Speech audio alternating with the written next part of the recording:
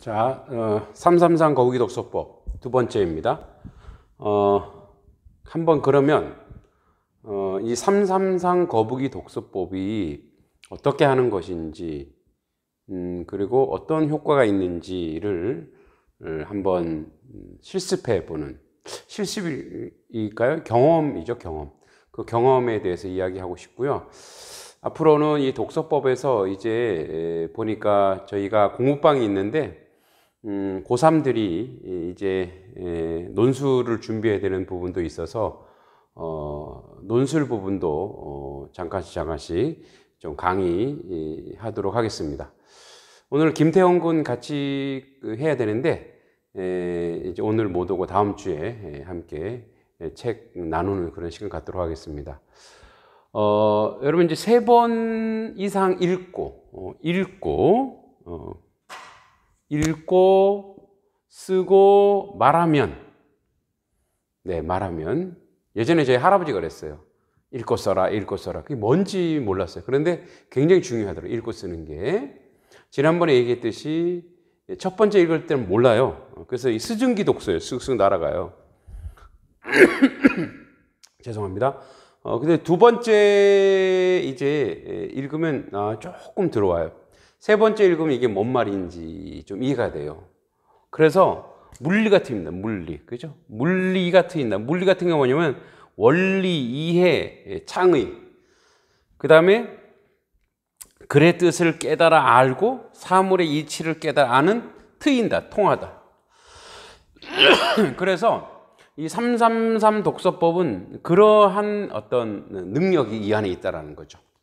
저는 목사니까 한번 성경을 제가 좀 많이 읽었기 때문에 성경에 대해서 저도 이제 설교를 하다 보면 성경에 대해서 조금 더 자세히 좀 알고 싶은 그런 욕심이 생기잖아요.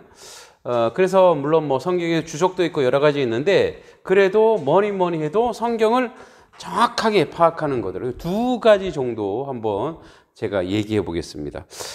이제 우리 신약 성경 마태복음 1장 1절에 이런 말이 있습니다. 자, 마태복음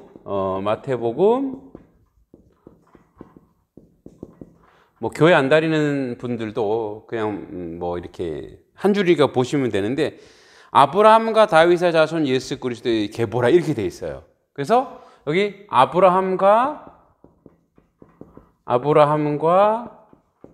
다윗의 자손 예수 그리스도의 계보라, 족보라 뭐 이런 뜻입니다. 이제 이게 마태복음 시작하는 거예요. 그래서 왜 그러면은 이제 이걸 계속 반복해서 봤죠. 쭉 왜 마태라고 하는 마태복음 마태가 쓴 거니까 마태라고 하는 사람은 왜 아브라함을 앞에다 놨지? 왜 아브라함이지? 이게 궁금하죠. 그리고 두 번째 다윗을 낳았고 그리고 세 번째 예수 그리스도를 낳았어요. 이렇게 글을 이렇게 배치를 했단 말이에요. 여기다 1번 배치하고 2번 배치하고 3번 배치인데 근데 이건 이제 우리 한글 순서거든요. 근데 이제 원래 헬라어는 예수 그리스도가 제일 앞에 나옵니다. 그렇지만 이제 뭐 원어상으로 그렇지만 그래도 이렇게 세 인물을 그가 쓰는 첫 문장에 나왔다라는 거죠. 이게 제목이에요. 이게 제목 사실은. 그러니까 글을 가장 압축했을 때 명확하게 표현하고 드러내는 부분이 여기 있다라는 거죠. 그러니까 이걸 왜 그랬지라고 계속 읽다 보면은 자, 첫 번째 자꾸 뭐죠? 읽다 보면 궁금해집니다. 그렇죠? 그래서 이거를 이해를 하고 싶어요. 이해를 하고 싶기 때문에 어떻게 하죠? 더 많은 자료를 연구하고 정보를 수집하죠. 정보를 수집하고 그리고 정보를 분석합니다. 그래서 이 정보를 분석해서 그래서 또 다른 하나의 어떤 내용을 만들어내요. 대단히 이 창의적인 내용을 만들어낼 수 있죠.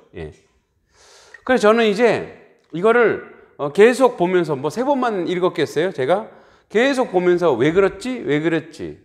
그래 보면서 생각해서 마태가 생각하려고 이제 분석해 보니까 그러니까 자꾸 읽다 보니까 이게 무슨 뜻이지, 뭔 말이지 이해가 안 되네. 이해를 하려고 하고 연구하고 정보를 수집하고 분석을 하다 보니까 잠깐만요, 그런 생각이 난 거예요.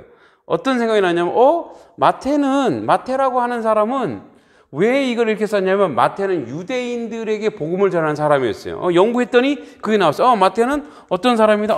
이 사람은 유대인에게 복음을 전했던 사람이야. 그러니까 뭐예요? 유대인들에게 맞춰주다 보니까 유대인이 가장 익숙한 인물이 있다면, 꼽으라면, 우리나라에서 여러분이 최고 중요한 인물을 꼽으라면 어떻게 뽑아요? 뭐 세종대왕, 이순신 이렇게 뽑잖아요. 그죠? 물론 강감찬 장군도 있고 여러 있지만 그래도 딱 뽑아요. 그러니까 유대인들도 뭐 아브라함 말고 이삭도 있고 야곱도 있고 원래 이 이스라엘 백성들의 조상처럼 섬기는 아브라함이긴 하지만 그래도 야곱이 있잖아요. 그런데 유독 아브라함을 놓았던 아브라함. 그러니까 아브라함은 그들에게 뭐죠? 영적 조상이에요, 조상. 그래서 아브라함 믿음의 조상이라는, 믿음의 조상이라고 하죠, 조상. 그리고 다윗은 그들의 위대한 왕이에요, 위대한 왕. 그죠? 그래서 뭐죠? 왕이네. 그래서 통일 왕국의 왕이에요, 왕. 위대한 왕이죠, 지혜로운 왕이에요.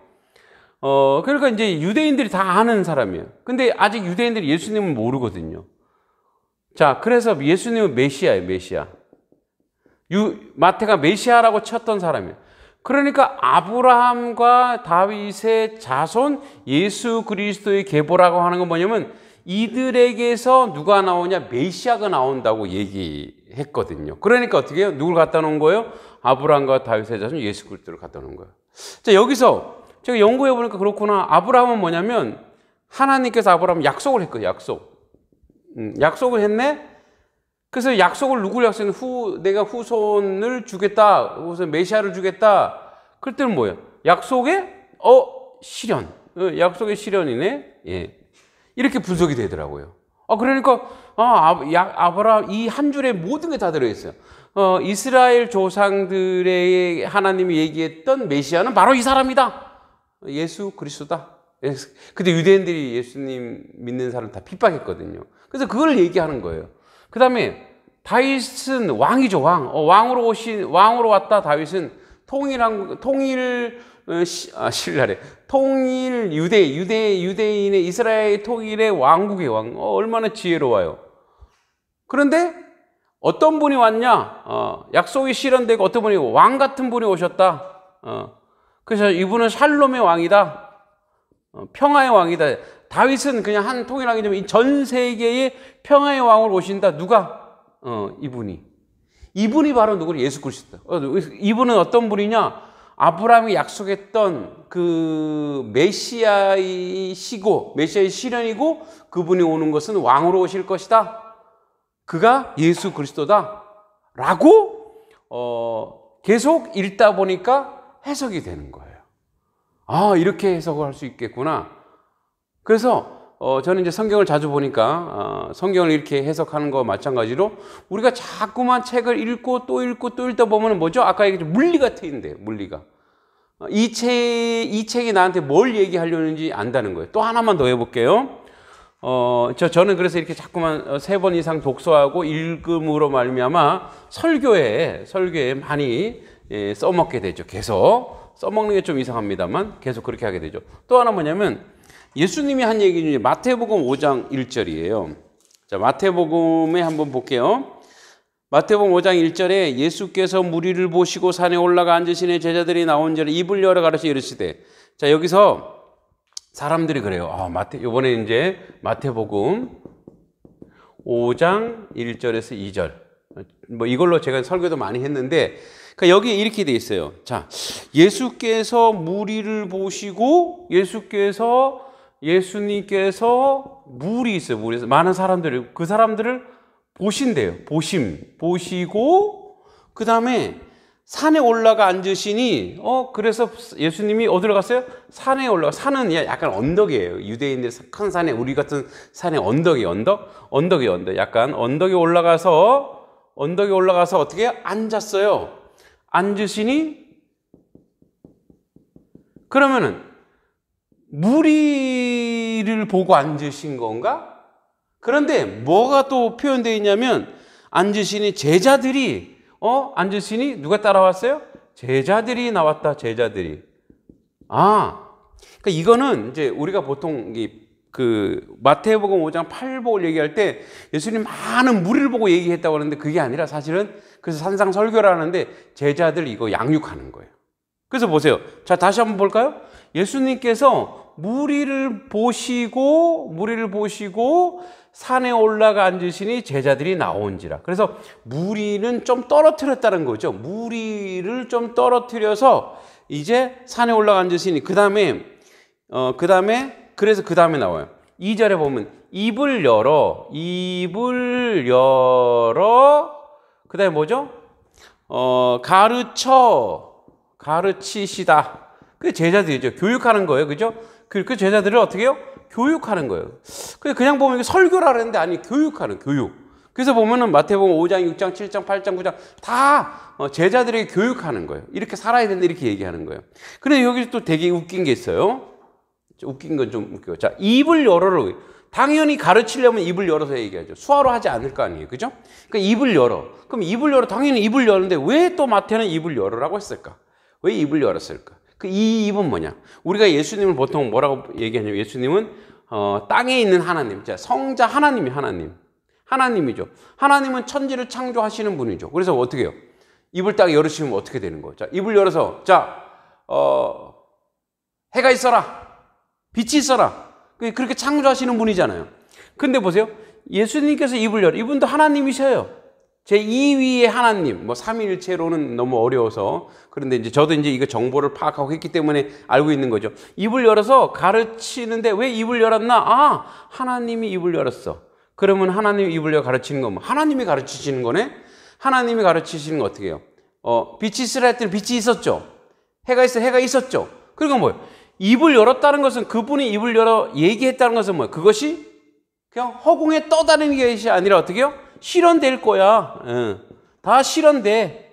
그래서 정말 여기 예수님의 심령이 가난한 자는 복이 있는 이 모든 팔복의 내용들 제자들에게 다 실현이 돼요.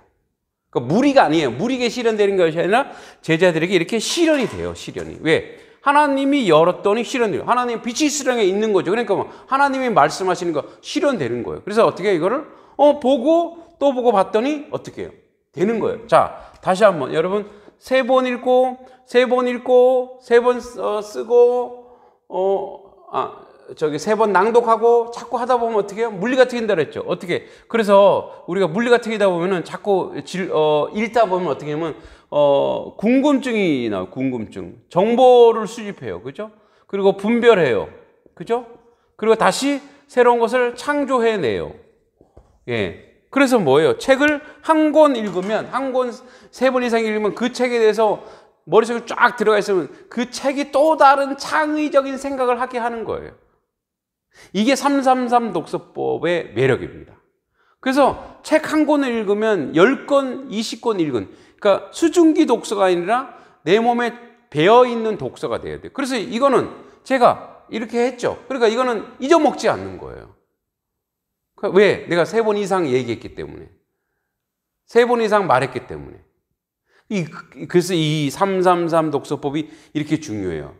사실은 오늘 원래는 그 비문학 독해를 하려고 했었는데 좀 여의치 않아서 제가 혼자 하다 보니까 이렇게 독서의 매력, 그래서 같은 것을 반복해서, 그래서 여러분 계속 반복해서 읽는 것이 굉장히 중요하고, 그리고 말하는 것도 중요하고 새로운 것을 만들어내는 것도 대단히 중요합니다.